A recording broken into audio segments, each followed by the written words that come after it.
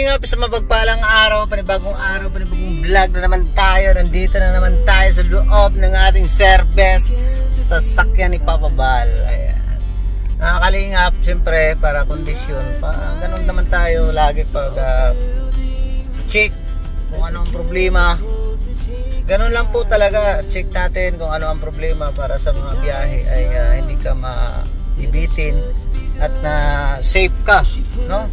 Ganito tayo ka sip-sip mga kalingap, no? Si Mr. Sip-Sip, si JP Alimni.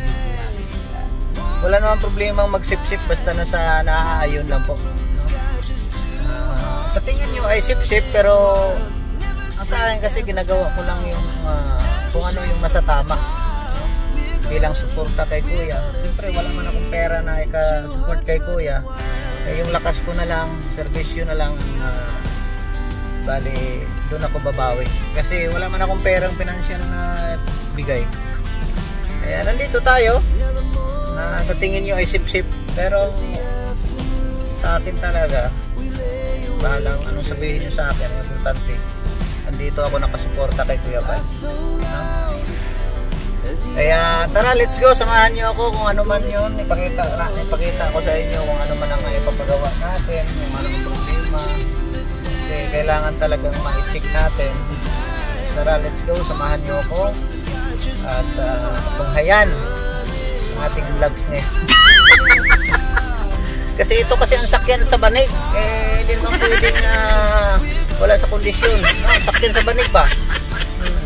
At shout out kay Kalingap Ido, Papa Ed, shout out sa'yo, no? Huwag sa pagbabae, yari ka sa akin, Papa Ed, no? At tara, ito na.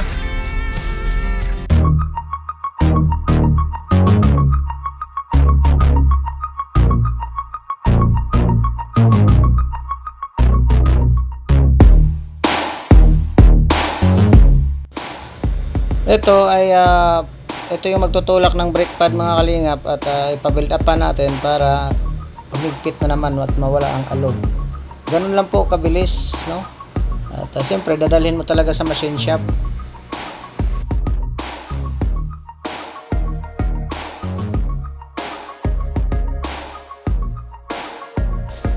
Ito naman parepis naman natin para pantay ang lahat, balik original, para lapat na lapat yung ating brake pad, no?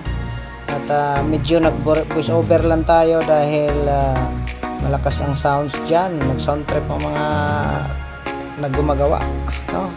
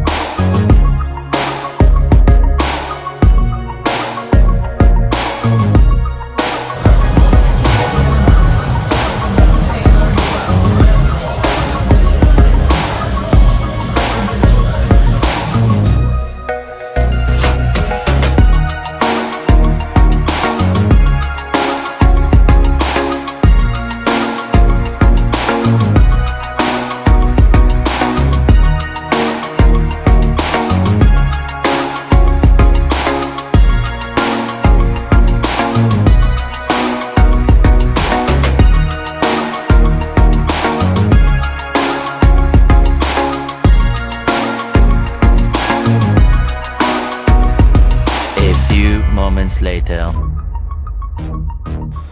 Ayan, na dito na naman tayo sa shop na tapos na magpa-reface, magpa-rebuild, no? Kaya balik na naman tayo at ikabit na naman para maging okay na, no? Palit bagong brake pad, tapos sabay na rin natin ng change oil dyan.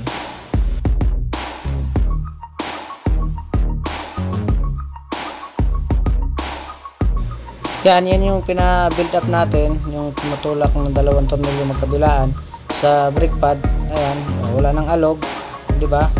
At yan ang magtutulak sa kanya. Pag alog kasi yan, hindi parehas ang tulak, no? Kaya na-build up pa na, maging okay na yan. Parehas na ang kain.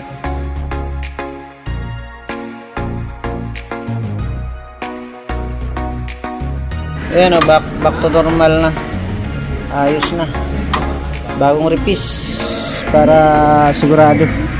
Kabilaan yan. Hindi na pwedeng i-repis to, tapos yung kabila hindi. Okay na, diba? Hindi kasi tayo makakabanat ng video dahil may sounds eh. At putol-putol lang muna.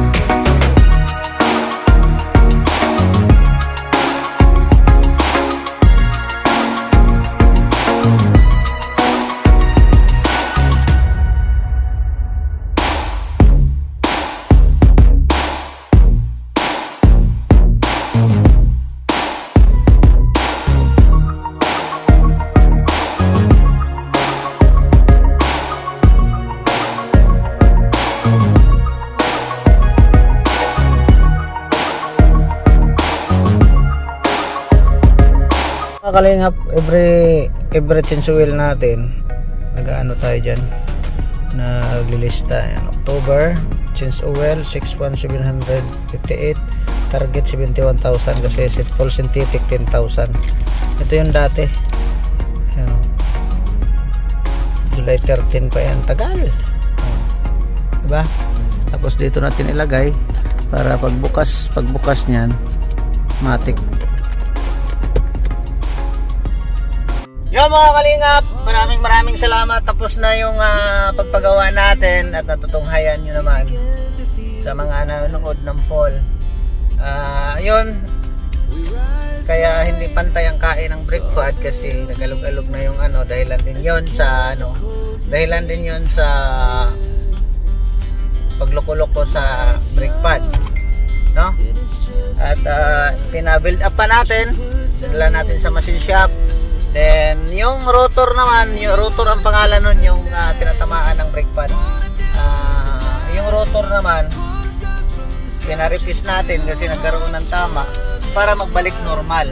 Para pagkabit ng bagong brake pad, ay lapat na lapat lahat, kumakapit lahat. Ganoon lang po. At isa lang pong tips. Pag kayo'y may sasakyan, huwag nyo nang paabutin ng mga para hindi lalaki ang gastos. Ganoon po yun. May maramdaman ka, tapos change oil na rin kasi magpamaynila ako, change oil na rin, kaya umabot ang gastos ng yan no? Ganun lang po ka ganun lang po ka social, no? Kaya sa lahat po na may mga sasakyan, ingat po tayo. lalo mas magmamalino at always check ang ating sasakyan para hindi lumaki yung problema.